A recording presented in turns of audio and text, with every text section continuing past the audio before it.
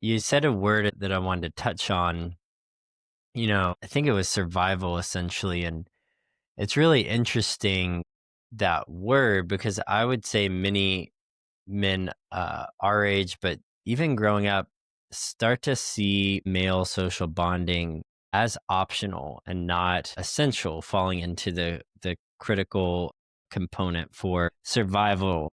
And I wonder like where that comes from in you, that kind of sense of, let's call it like a non-negotiable part of your life, right? Where a lot of men that I know and talk to are like, well, I mean, yeah, I don't have any friends or I only have like one or two, but who cares, right? But it seems like there's something in you that has always said, like, yeah, no matter how it looks, and it's impressive that you've had a varied different groups of. It's not like you were just like, oh, with the your buds who play sports or guys who are city guys in New York or whatever it is, fraternity guys. It seems very varied, uh, but also again throughout the years, because I'm reflecting in my own kind of path there as a fellow king.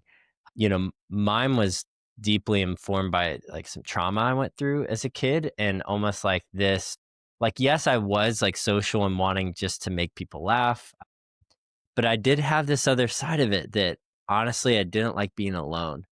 Hmm. And a lot of my energy, I think, was spent towards staying busy. And sometimes that was really good, but sometimes it was certainly avoidant. But yeah, just curious for you, where you got that sense of non negotiable framework in your life when it comes to male friendships, and maybe some things that informed that. Well, I think thank you for sharing that with me. And I think basically, yeah, trauma and to a certain degree, a decision that maybe the home was not the safest family, and maybe building a chosen family is a much better bet for me. And every home has its own dynamics that are negative and positive, and it was not terrible, but it didn't always feel safe to me. And so it was something I could control. And there's a lot of benefits. I mean, everybody understands social hierarchy. There's these aims that so much of us have. And I kind of wanted to have as much of a quintessential experience in high school and grade school and college. And now these ideas of that the movies have planted in my head of friendships and parties and dynamics, and that's what I've aimed for. So there's a sense of control there. I think that that is nice, that you can kind of choose your friend group. And then the other part of it is the being not yeah the being seen and not being lonely part of it as well. Yeah, I never feel alone. I feel like I can always reach out to someone, and of course that you can get addicted to and not spend enough time alone. And I've definitely been guilty of that. But luckily, it has benefits that last into older age. I watched, my grandfather was one of my closest friends. And as he got older, he lost his wife, he lost all of his best friends. He was completely alone, and he was like kind of ready to pass. Like he was just kind of letting things go because he did not have a community to like keep him going. And he didn't see any point of moving forward, which is in his own way, like his own choice. But at the same time, uh, I look at my grandmother who lives in this wonderful community in Florida, and she has all these friends and people she sees all the time. And she's this bright beacon and has lived longer and is healthier. And she has all these wonderful reasons to carry on and continue giving love to the people who love her. And so, you know, maybe that's not what everybody wants, but I think a lot of people do. And those are more of the benefits. And you just need to plant the seeds early for that to happen later on. Yeah, the two things that come up, one, I think there is a severely misunderstood understanding of what it means to have like a robust social community from an American perspective. I think marrying my wife, who's an Italian American and was very close to her grandparents, who they were like going to dance halls, on Friday nights until 11 p.m., like into their 90s. And yeah, and you see this similar to your grandmother down in Florida, like there's this just, again, natural commitment that's understood, that's essential, that no matter what life stage you're in, you have close friends. And in fact, we're very particularly odd, I think, as a society here in the States to think that, one, as we said before, that that's optional, but two, that we would often rather prioritize work or not seeing the people we could see if we put forth effort, whether that's family or friends. And part of that's, okay, I move away for a job. Part of that's, though, I'd rather spend time doing a passion project or spending time doing X, Y, and Z. And it's not that those things are bad, by the way. I think you can idolize family, certainly, but it is something I think as I've grown throughout the years to understand, let's say you general level of commitment to friendship actually is kind of standard and should be baseline, because we know that social bonding is such a core component to longevity, and that if you look at other countries, that's a major factor that they have that a lot of people don't hear. So I think that's the first thing. The second thing is that, I imagine your grandmother didn't like put forth effort overnight, right? She probably showed year over year, seeing that as something that is necessary. And I think a testimony to your efforts, are, what it's not just that starting young is helpful because you get it during that time that you need it, right? Like, oh, I made friends in middle school because, and then I was able to form a lot of core memories there. It's like, oh, I made friends in middle school, and then that helped me practice to start to make friends in high school and then college and then post, grad. And then, anyways, the point being, every developmental stage kind of builds on itself, so that you almost would never reach a life stage where you would even want to give up, right? And you've also become really good at making friends because you spend a lot of years in a lot of different developmental stages having friendships. And part of it may be a gender thing there, with your grandfather, grandmother. Women tend to naturally be a little more like, okay, like a lot of it conditioned, honestly, Yes. that is, something essential.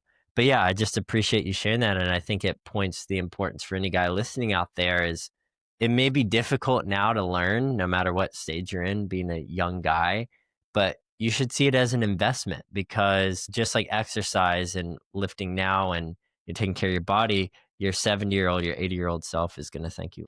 You've described friendship as something you've treated similar to a part-time job, throughout your life. Everything from prom king to fraternity social chair, maintaining deep connections across different cities after college. Can you walk me through what does it mean to treat friendship with that level of intentionality throughout the years? And what are most men getting wrong by not doing this? Well, I think clearly a lot of it starts when you're younger and you're trying to find your place in the pecking order of coolness at your school. That's a natural thing. Some people opt out of it and they're cooler than all of us, but it was my approach to friendship was born out of just a need for camaraderie as kind of a understanding that is like survival and thriving through making dudes laugh and have a good time when they're around me. And so sports really helped with that, but also just a philosophy. Like, you mentioned I was prom king in high school. You were also prom king in high school. Couple of kings right here. Stamp of approval amongst our peers. And that comes from at least having some sort of philosophy that you're making an impact on people positively. And that doesn't just come naturally. It's a choice that I made every day to try to make somebody happier or laugh or make their day better. Genuinely, it was like a mantra that I had, and it worked, And so I have deep friendships that go all the way back from when I was 5 years old, and it's because it's just I decided that is an important thing to me. Luckily, that is something that helps throughout your life, and it's not always easy to do. And sometimes there's forces that make that tougher. There's a lot, young kids are tough and bullying, stuff like that. But now how that manifests as an adult is understanding that, oh, I'm going to have to put work into this, especially because I'm not living in this automatic community of class, of school, of some sort of organizational structure. And so really what that means now is it was easier back then. It was less of a part-time job. Now it is a part-time job where I'm looking at my schedule going, what's a free night? What's something cool that I could do with one of my friends? And being brave enough to reach out and say, hey man, do you want to do this? And then understanding that they may either say no, they may not even respond at all. And I have to be okay with that and take that kind of rejection, not too personally, because everybody's got stuff going on, everybody's busy, but that also kind of leads to a longer roster of friends so that there is always someone who you can find to do something. Like I, currently I get a group of my friends together for two different groups of friends for two different, meals. But one of them is, there's four of us that were in a fraternity together in college, Phi Delta Theta. And every month, each of us picks a new restaurant in New York City to go to that we've been wanting to go to. And and we've committed to that as a brotherhood. And we reconnected after like 10 years. We hadn't seen each other for a long time. And so we keep up with that and we stay accountable to each other. And then this other thing that I've been doing, inspired by my friend Mark Green's Walking Talking Men that he has going on in Central Park, where every weekend he just invites men of any age, any walk of life, to just come and walk and talk, rain or shine. And there's no signups. It's just a thing that happens every week, and you can either choose to do it or not. And it's a wonderful thing. So inspired by that, I just get a group of guys together at a diner in Brooklyn, and whoever can show up shows up. But like I tell them I'm going to be here at this time on a Saturday, Sunday, or a weeknight. And the ones who have kids, they can pop by for a few minutes or pop out. And it becomes just a place where a third space where guys can just be.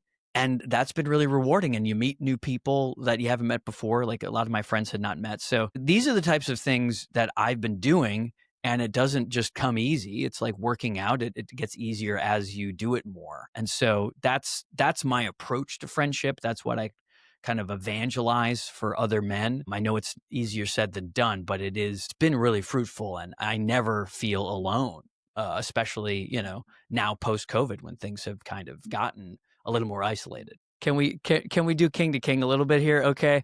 Cause I'm fascinated. This is my first time I've really had a conversation about friendship with another prom king. And in American culture, this does mean something. There's a certain level of popularity there. I would love to know, and I can prove it, folks. I have it right here. I have the proof that it's in my yearbook. Yeah. There I am. That is real. I want to know from you, how'd you do it? How did you, was it a conscious effort? Because I've never talked to another prom king about this. Like, how did it happen? How did you become a prom king? Yes. I wish I still had my crown, though, as we were talking before. Yours is certainly more robust and royal than mine. I'm leaning into the cringe of this right now. Well, you never should have taken it off, in my personal opinion. But I don't know if that thing's waterproof, but yeah.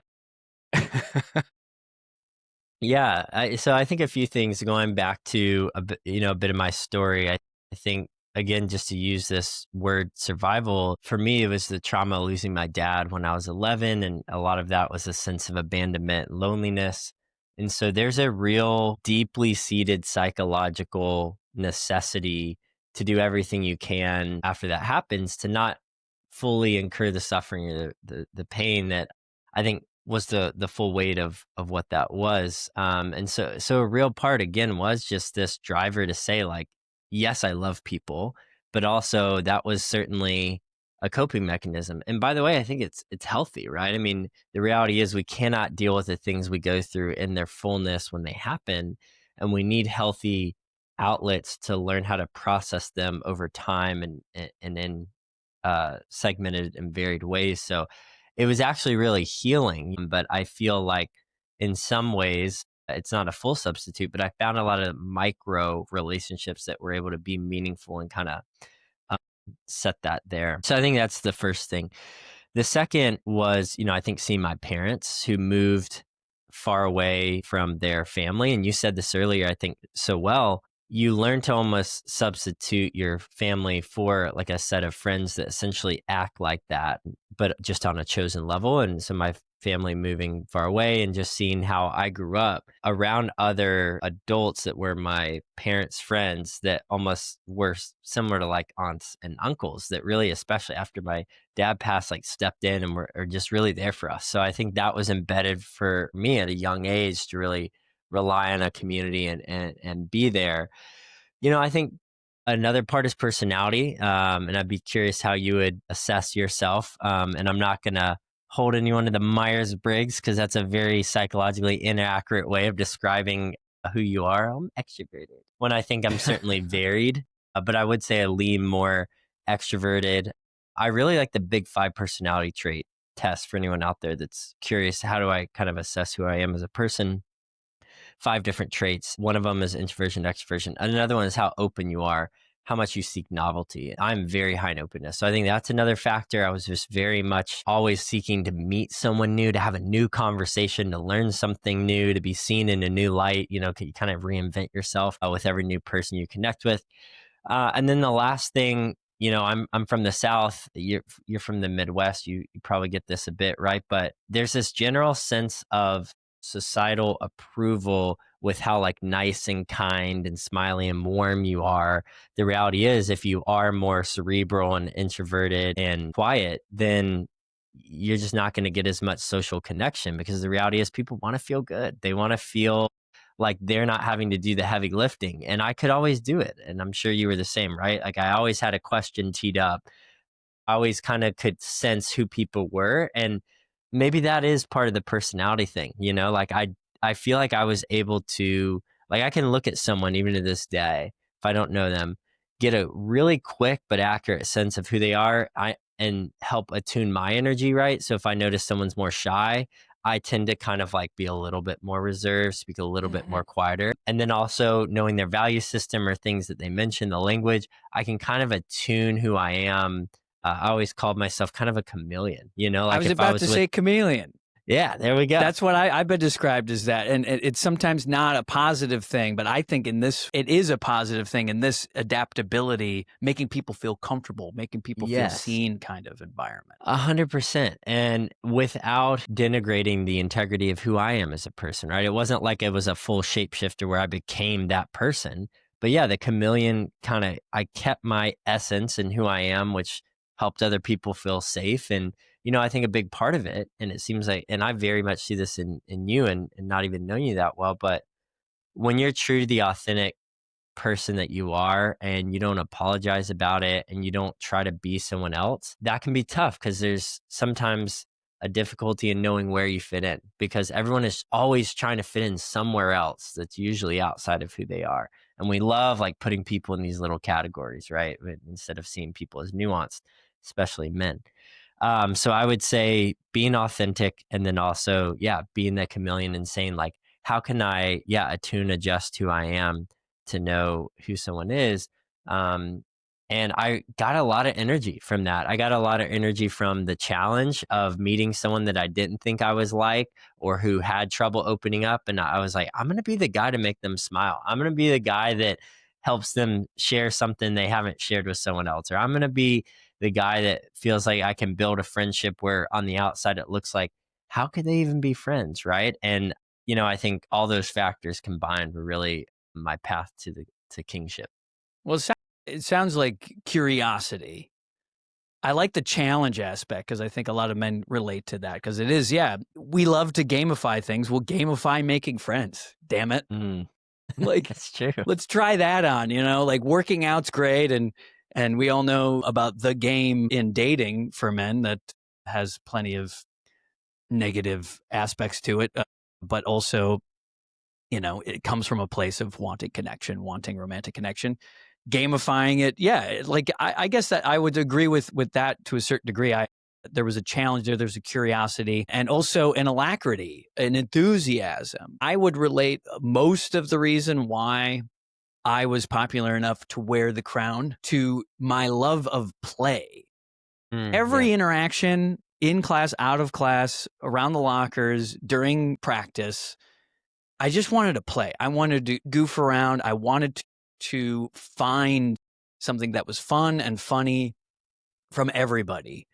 And I also understand it's trauma informed where, as long as dad's happy, he's not mad and I'm not in trouble or getting yelled at or hit or something like that.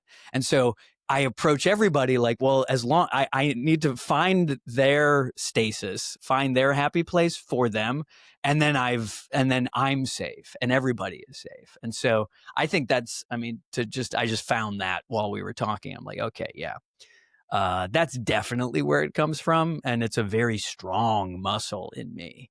Because again, it's a survival mechanism, and then I did comedy, big surprise. I think a lot of people who had to deal with that type of dynamic in the home of keeping people happy, it becomes their job. But most comedians are depressed. Not as much nowadays, but that was like kind of par for the course for a long time. I'm actually happy that that's not the case. I'm happy there's more comedians are more kind of thoughtful, introspective, in therapy. They're almost like more aware, more self-aware in some ways than a lot of people. So, but yeah, man. I mean, it's fun to hear about how you did and where it came from, because it's one of those things I have a lot of pride in, because I wasn't really going for it, but when it happened, I was like, yeah, this is a nice attaboy for just wanting to put in the time and the work. And not everybody wants to do that. And to some people, being prom king, prom queen is meaningless, and it's a symbol of some sort of, bullshit. But I think my reason for it wasn't to be popular. It was to play, to make people happy, to make people laugh. And I'm guessing for you too. And that, I guess that's part of it. That comes across, that genuine impetus comes across, and that just, helps make you more popular even. Yeah. No, so I'm glad you mentioned the play. The two things on that. First of all, something that I'm going I've to take come this to off. It's giving me crown hair, well, they how also that don't put goes. the padding right on the ears. It just kind of sits. It gets a little heavy.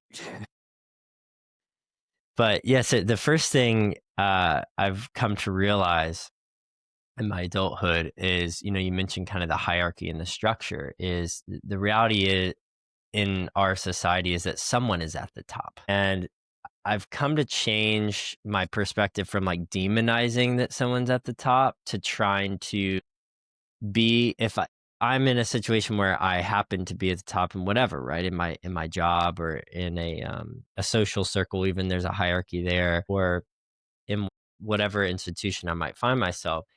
It's like, how can the most like loving, healthy person be at the top? And I think there really is something to say about a pride in taking that position, as the prom king, in saying, okay, the king kind of represents the apex of authority, and what we would see as the most approved of person within that structure. So in this case, the person who's most favorable among everyone essentially gives the general consensus of, if we were to be like someone, this is who we choose to be. Now that's pretty extreme. It's not like everyone was like, oh, I want to be Brad. But subconsciously, if we look at like collectively the virtues, the characteristics, not only were you approved of, but you were affirmed as like essentially representing this model or this image at the top. And I think that you can take that one of two ways. You can be like, well, great, I'm the shit, and like everyone should be like me, and all that. But in the humility, it's saying, actually, this is a really revered, weighty position. To use your words, it's really meaningful. And it really needs to ask myself, like, how can I represent this thing well? So that's the first thing. The second thing, and maybe we can dive into this, even though it wasn't part of the script, but I'm sure we'll weave it in, is, have you heard of the work from Franz de Waal on play? No. So he was a primatologist. He unfortunately just passed a few years ago, but he studied. All these primatologists, they're passing lately. I Jane know. Yeah. Goodall. I didn't know she passed. Yeah. So they're all, they've kind of taken. Oh, sorry yeah, that just happened, I think, a couple weeks ago. Yeah. And the work that they're doing is like really fascinating. So he studied primates in how they essentially operated from an authority perspective within their colonies and communities. So, obviously there's like this head ape, let's call him, that kind of facilitated and kind of ran that tribe or that community within the monkey kingdom. So what he found was really fascinating, that when you had an ape that was overly assertive or tried to be dominant in the authority, he always got overthrown by the group. When you had one that was confident and essentially like kept safety, but didn't try to like dominate others, but actually try to just be reciprocal and kind of like equal, kind of like a first among equals kind of vibe, then that was actually seen as like an effective leader in these communities where, you know, that leader was never overthrown. And what that study I think really showed was that having power is not a bad thing. It's what you do with it. And the ability to use it for safety instead of threat is really at the core. And we see this really juxtaposed, right? We have people in power that are really abusing it, men that are using it to try to domineer, and there should be pushback against that. And we should get them out of that leadership position. And then what we replace them with is really healthy men and women who know who they are, but are using the power and authority to essentially create a safety among the group. Then the second study he did, and this points more at the play component, is he studied young boys and how much rough and tumble play they did with their fathers, which is essentially the classic, like little wrestling, little tickles, all this, and then tracked how they ended up, let's say 10, 15 years later. And there was a very high correlation between boys that had low amount of touch and play and antisocial behavior, meaning almost every young man who had committed a crime or had done something that was antisocial and was kind of paying the price for it, let's say, when they asked them about their childhood, the father was either not present, or the father was present, there wasn't a lot of hugs and touch. And what we know now, up to the age of as early as 2, boys receive 50% less touch than girls. And why is this? There's no real reason, right? And then 2, a lot of father figures are missing in the house. And even if they're there, I don't know about your dad, but mine wasn't overly affectionate or loving. And, that's something I try to do with my son. But I also do wrestle with them, because within that, what you find is your limits. Okay, if I like try to hit my dad, but he says, no, don't hit, then I learn that limit, which keeps me from being antisocial, right? Just like when you make a bad joke and someone kind of says, oh, Brad, like that's weird. That's good.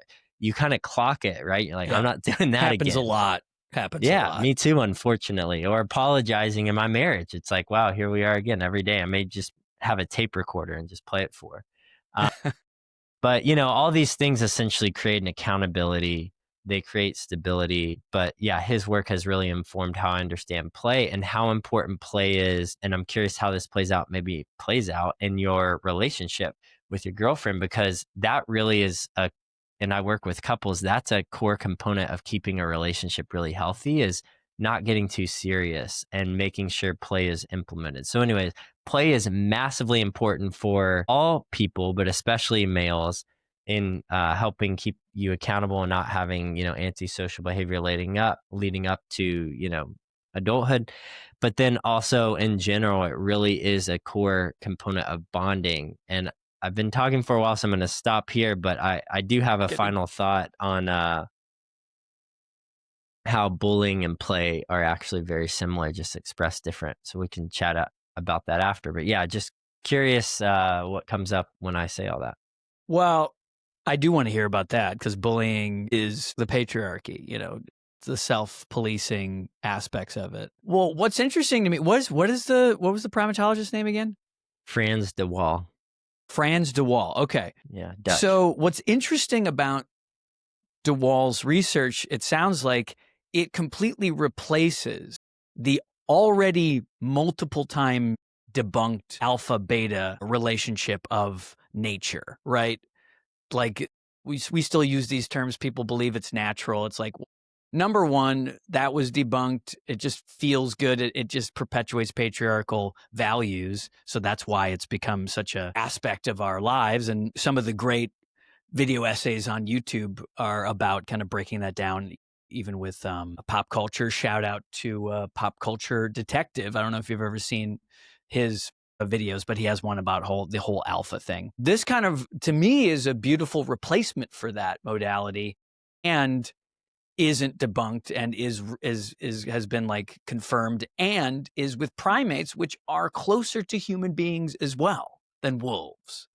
And so, that I love that. I'm definitely going to check that out more. Thank you for exposing me to DeWall, because it's kind of what I've been seeking. This way, because you can critique things and say, well, that we should stop talking about that or using these words. Human beings don't work that way. We need a replacement. We need to continue having some sort of relationship between hierarchies in our minds that is natural, but we don't have anything. We haven't used anything other than the language around alpha, beta of groups. So I think that's just exciting. So that's what that made me think about. It just made me go, oh, my God, maybe can we make this popular? We just needs terminology. I think that also helps with it. Something we can cook up after the podcast.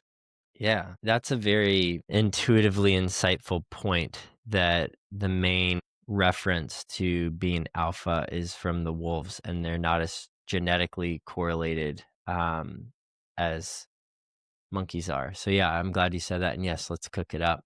So my last point about bullying in play is, my sense is that bullying is actually misexpressed play. So if you think about when you play at the core, you are vulnerably expressing some sort of open gesture as a invitation or an adventure to connection with somebody. And it is always reciprocal. Do you want to play with me? And that's really important, because to start, you have to believe, you have to have a value for yourself that you're worth playing with. And that kind of goes to the rough and tumble play, that you've been appropriately conditioned to know what's appropriate and what's not, right? A really silly example, but it's true, is if you ever see a dog at a dog park that's just like losing his shit and like going crazy and like not playing well with other dogs, it's usually because he's not usually around other dogs. And this is really one of the critically detrimental components to male isolation. And we see this played out in a myriad of ways, is when you are by yourself, you have no reference point for what's right and wrong. And so therefore you become your own king and you self-justify. And that gets really dangerous really quick, because essentially you start creating your own reality instead of subjecting yourself to the group reality, right? So what is bullying? Bullying is essentially saying what is meant to be reciprocal, I'm going to use as dominance to be oppressive. It's saying, I'm going to make fun of you, but at your expense. And so really what it does is, instead of invite into connection, into deeper relationships from a reciprocal point, it actually says, I don't want to connect for whatever reason, and I'm going to show you that the fun I'm having is at your expense, and it makes me here and you here. And so that's why I think when people are bullied, it really gets internalized and then usually manifested later on, by the way, as social anxiety. Why? Because you have this internalized sense that something is wrong with you and you were worth being dominated or disconnected with. The opposite, it seems like for you and I, thankfully, was true, is like when you don't get bullied and you actually have a history of really close relationships based on fun, you tend to be less insecure. You tend to be more confident in trying to make those relationships. So that's kind of the concept I'm teasing out right now. Well, yeah, I mean, I love that. And just the idea of I'm making fun of you, not with you. Like that little turn, that's so true. And it is still play. It's not collaborative play. So it being framed that way is very helpful. I think it also promotes empathy for people who are bullies a little bit, which is important, because everyone in the end, everyone's trying to do what will make them feel good and safe and protected and everything. And sometimes that's learned behavior. So I think, yeah, I mean, you got a thread to pull there for sure. Yeah. I like this stuff. Thank you, man. I I really appreciate it. like this stuff. Hey, do you like this stuff?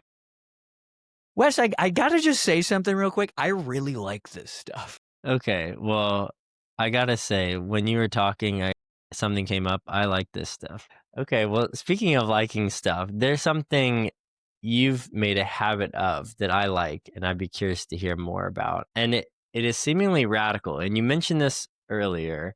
You gather guys at a diner, face to face, no phones, just talking about life.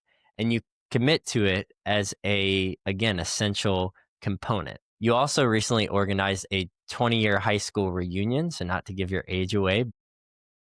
It's You know, fine. that is also something that I'm 20. you are 20. Yeah, It's it's your just 20-year-old yeah. birthday, Baby actually. genius. Yeah. Yeah. But you organizing that reunion is just another form of prioritizing relationships. And, you mentioned you haven't seen some of these people in a very long time, but that, you felt a real sense of call and responsibility to it. Tell me about the importance of these types of gatherings and what it actually takes to make them happen, and maybe some resistance you've encountered, but then what made it worth pushing through to really do these things. I mean, the reunion is such a great example of a bunch of different POVs swirling together, right? There's all of the old hangups that you might have with people. There a lot of, I think, old versions of us pop up when we think about dynamics with particular folks from high school. And that could be scary or exciting or fun.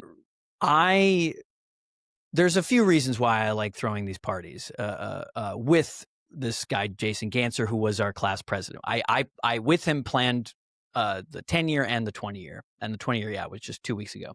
And one of the reasons why I like doing it and really promoting it is because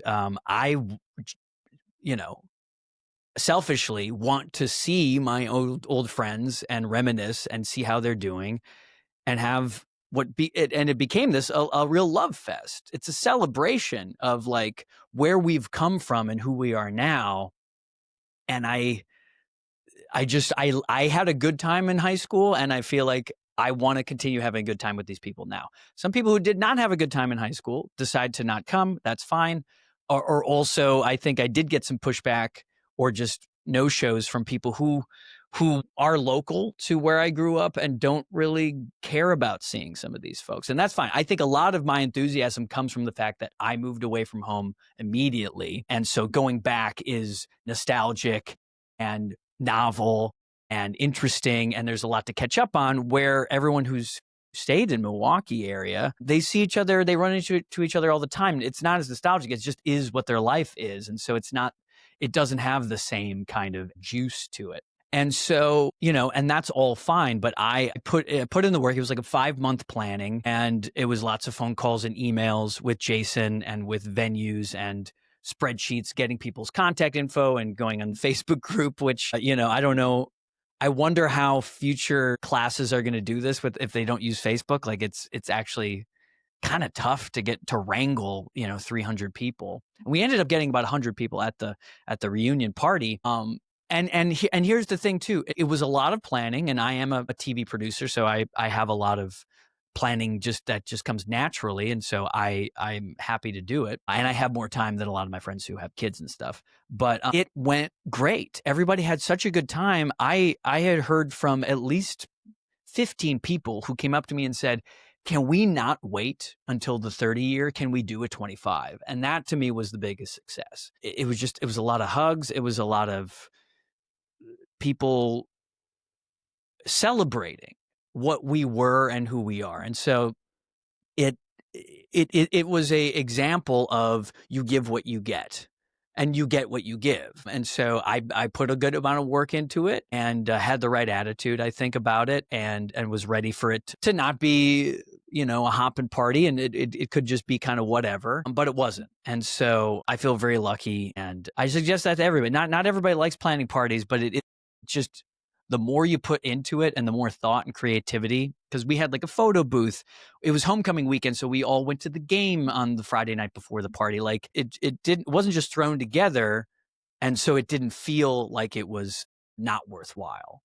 Making it a thing. That's the funny thing about friendships, about friend groups, about community.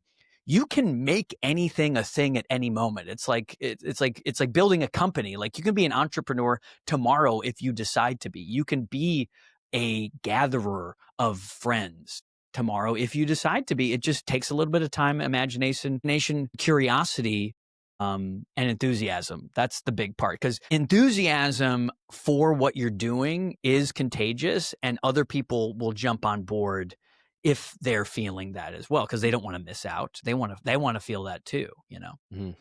Wow. Yeah. I think what you're getting at is a very central part to psychology, which is the belief you have about yourself. And I think what struck me when you were talking is you get to decide the kind of person you are and how you see yourself. And it's optional to say, I'm a lone wolf. It's optional to say, I'm alpha. It's optional to say, I don't need anyone. It's optional to say, why should I reach out, or what's the point? And, you reaching out to put forth the effort with these relationships, it's not like you see a lot of them day to day, week to week, or month to month, right? But there is something really special about holding a place socially for people in your life that you don't see as often. But when you do, you go really deep. And, I struggle with that actually. And you've encouraged me to maybe reach out to some people because I'm very black and white. I'm like, well, unless you're in my life now, then, I don't really have a spot for you. But two, I think the deeper point here is that you grew up believing you were someone that gathered people, and you grew up believing there was a high value to gather people. And I think for any man listening out there, when it comes to understanding who you are as a person, you got to ask yourself, what do I value most? Because those core values are what drives the majority of your decisions. I mean, you live in New York, you're, a very high functioning guy, and you have a lot of deep relationships, but you chose to plan this reunion and to spend your precious time on it.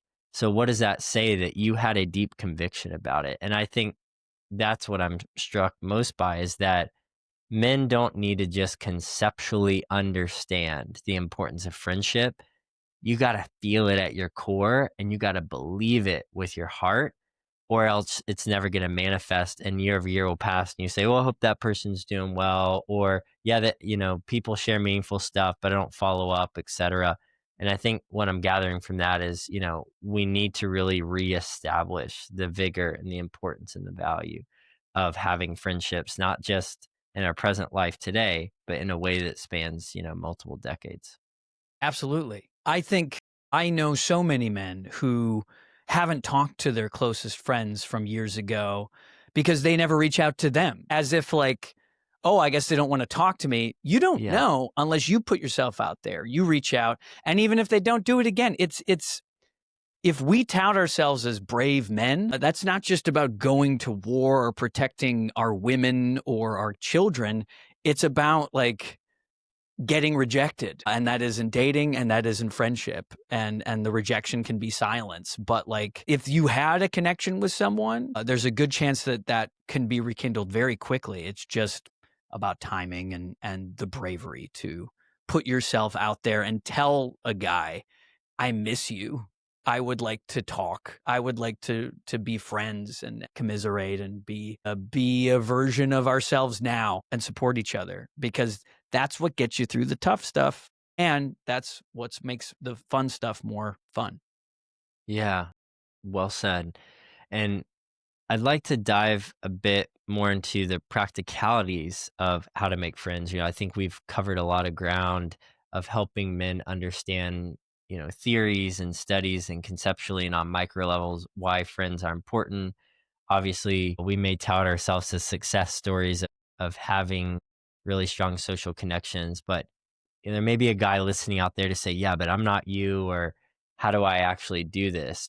And you've pointed out that rightfully so, it is easier to make friends in high school and college because you have a shared experience with a common focus, which are two core components that maybe after college most men tend to struggle with. So, how do men actually make friends when they don't have those built in structures anymore?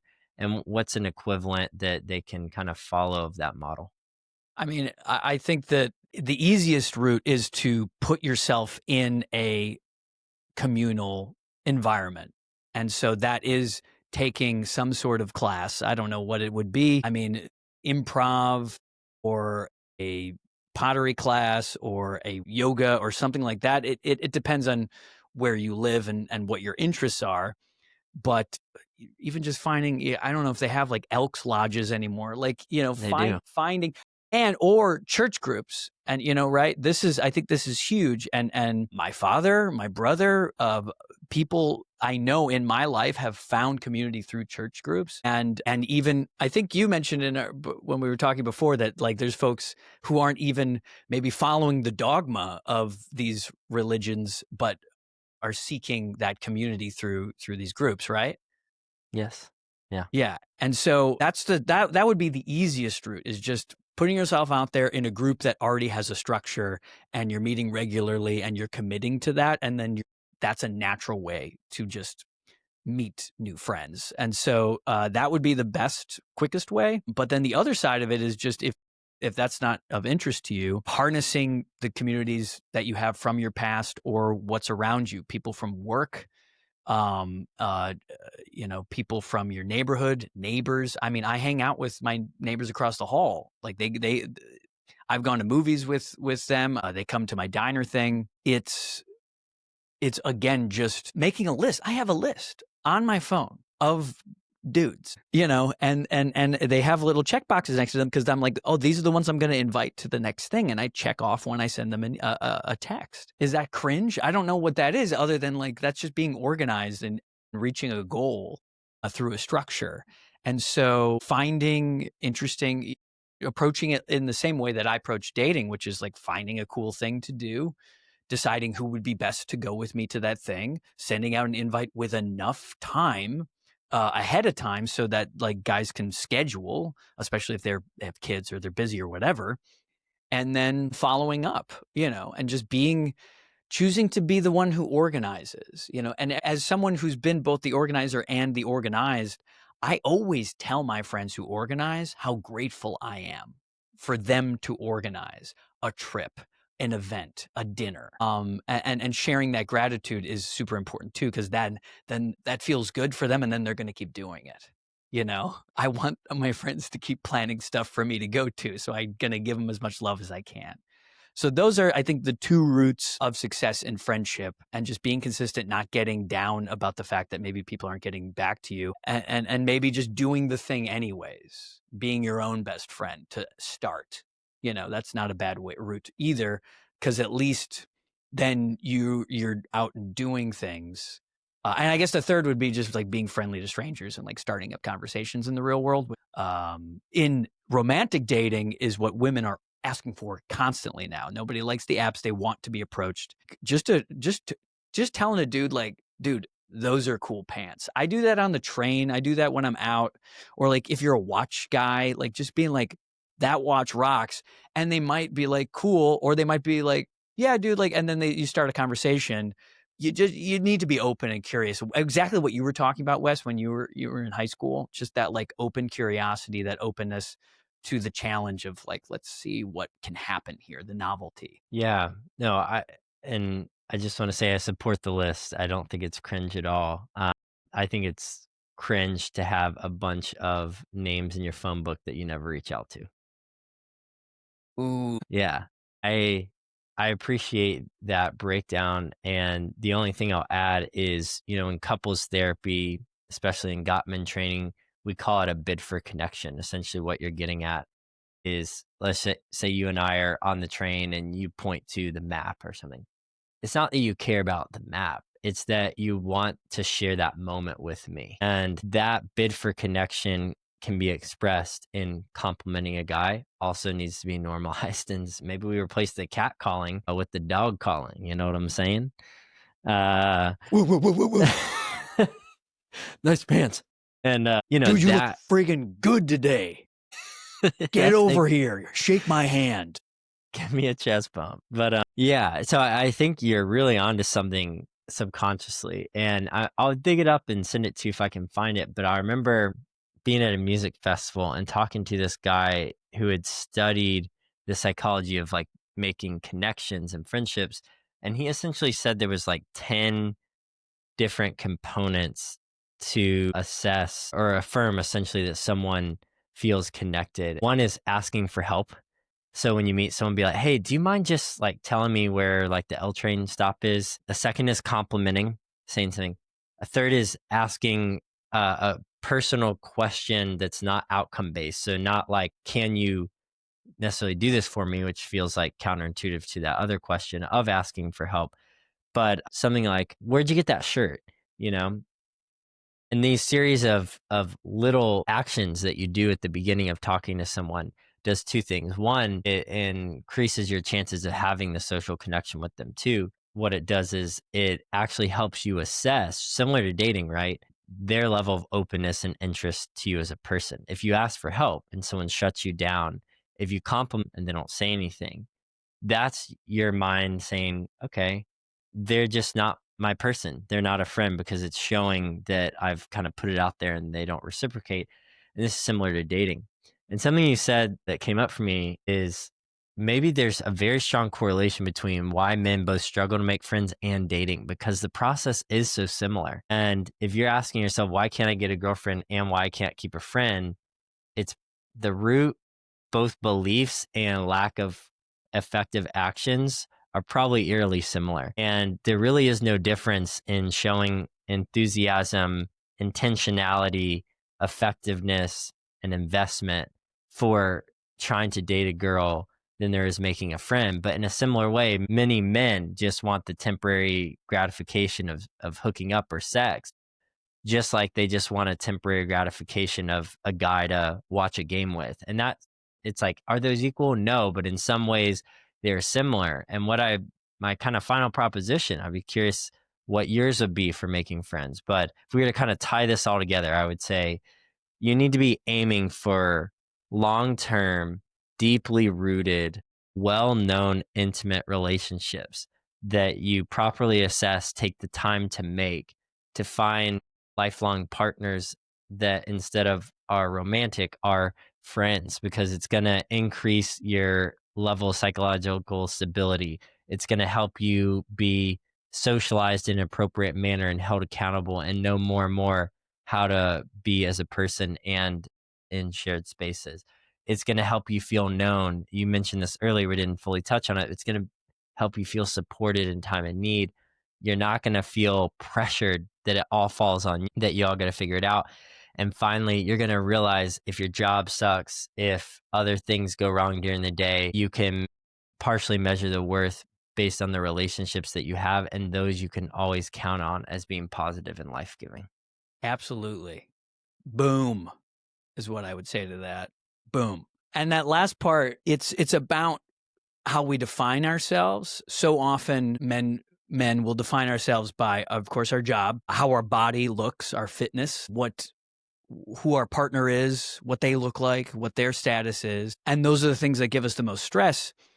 You take those all away, who are you, right? Well, you are how you see yourself, but also how your friends see you, because those are hopefully as tumultuous of relationships or as come and go. Those nice thing about friendships is like you can just kind of keep them going for the most part, and they're not dependent on so many other factors. And so one of the big benefits of having a robust friend group around you is that like that can be your baseline when you lose everything else, if you lose everything else. And you never know when if that could happen. And then if that doesn't, which hopefully it doesn't, you have people to share these triumphs with who aren't your partner. Because that's the other thing about this, making your romantic partner your everything, your best friend, your therapist, your mom, your whatever, is so not sexy, and it leads to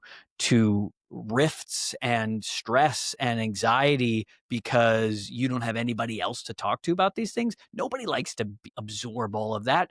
In a relationship, you want novelty. In a relationship, you want the strange and to tell each other about things and to have somebody else to share your emotions with. So that's the other part of this is it's hot to have friends. Yeah.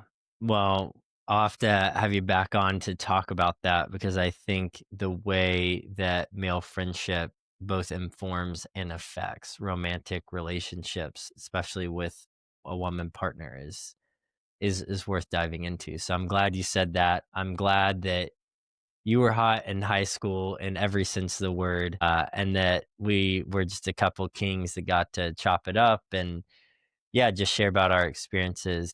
And I'm curious where people can find you before we let you return to your throne. Yes, watch The Throne.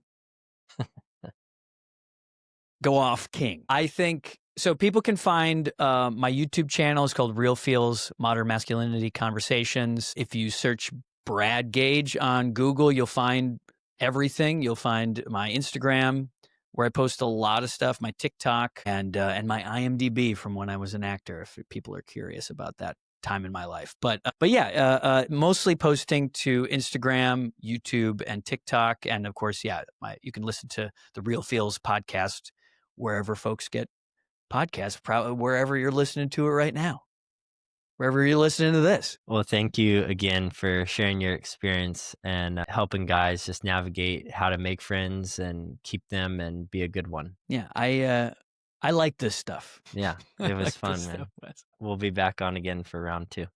Great. And also just want to say I really like that piece of art behind you. Yeah, thank you.